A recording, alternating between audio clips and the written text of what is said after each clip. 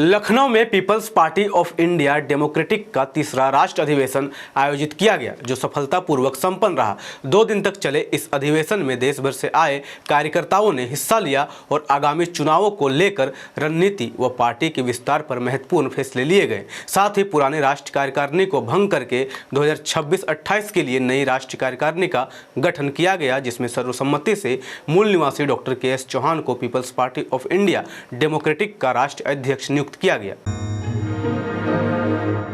जोहार, जय भीम, जय फुले, जय बिरसा, जय साहू, जय पेरियार, जय संविधान। उत्तर प्रदेश की राजधानी लखनऊ में बीते 21 और 22 मार्च को People's Party of India Democratic का तीसरा राष्ट्र अधिवेशन आयोजित किया गया। इस अधिवेशन में देश के विभिन्न राज्यों से आए सैकड़ों कार्यकर्ताओं और पदाधिकारियों ने भाग लिया। कार्यक्रम के दौरान पार्टी की भविष्य की दिशा, पार्टी को मजबूत करने और आगामी चुनावों की रणनीति पर विस्तार से चर्चा की गई। पार्टी ने अपने मूल सिद्धांतों फुले अम्बेडकरी विचारधारा को केंद्र में रखते हुए कई अहम संकल्प लिए। इनमें मूल निवासियों को शासक वर्ग बनाना, सभी स्तर की शिक्षा का पूर्ण राष्ट्रीयकरण करना, सभी नागरिकों के लिए मुफ्त और बेहतर स्वास्थ्य सेवाएं उपलब्ध कराना, मिश्रित अर्थव्यवस्था लागू करना और पूंजीवादी नीतियों को समाप्त करना शामिल है। इसके अलावा पार्टी ने हर व्यक्ति को पक्का रोजगार देने, भारतीय संविधान को पूर्ण रूप से लागू करने, महापुरुषों के सही इतिहास के प्रचार प्रसार, मजदूरों को उचित मजदूरी और 8 घंटे कार्य समय सुनिश्चित करने का संकल्प दोहराया गया। कानून व्यवस्था को मजबूत करने, जनप्रतिनिधियों को केवल एक पेंशन देने,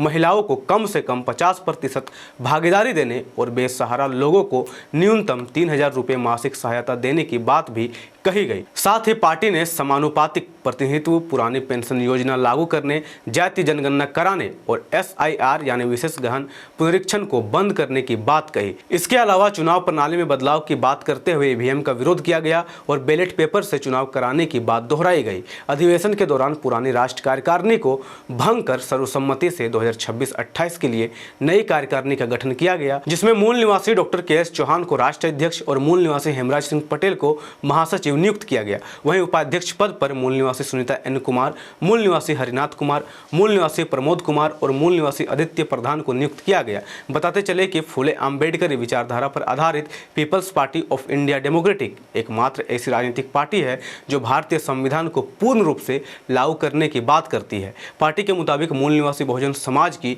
90% आबादी के बीच से सैकड़ों राजनीतिक पार्टियां एवं नेताओं का प्रादुर्भाव हुआ और वे शासन में शामिल रहे तथा सरकारें भी बनाई, परंतु समाज की सभी समस्याएं जस की तस आज भी बनी हुई है। इससे यह स्पष्ट है कि संविधान और समाज के प्रति सिर्फ शासक वर्ग ईमानदार नहीं रहा, बल्कि शासन में शामिल मूल निवासी बहुजन समाज के तथाकथित नेता भी ईमानदार नहीं रहे। समाज में जातिवाद, असमानता, जातीय घृणा एवं नफरत तथा महिलाओं पर अत्याचार आदि में वृद्धि हुई है। मंत्रिपरिषदों, प्रशासन, न्यायपालिका आदि में मूल निवासियों को अनुपातिक प्रतिनिधित्व आज तक नहीं मिला, जिसके कारण नीति निर्माण और उनके क्रियान्वयन पर प्रतिकूल प्रभाव पड़ा है। ये सब इसलिए हुआ क्योंकि मूल निवासी समाज के महापुरुषों जैसे फुले, अम्बेडकर, पेरियार, जगदेव बाबू आदि के आंदोलन के अनुयायियों का शासक वर्ग नहीं बना, बल्कि उन शक्तियों का शासक वर्ग बना जो भारत के संविधान को लागू करने में ईमानदार नहीं है।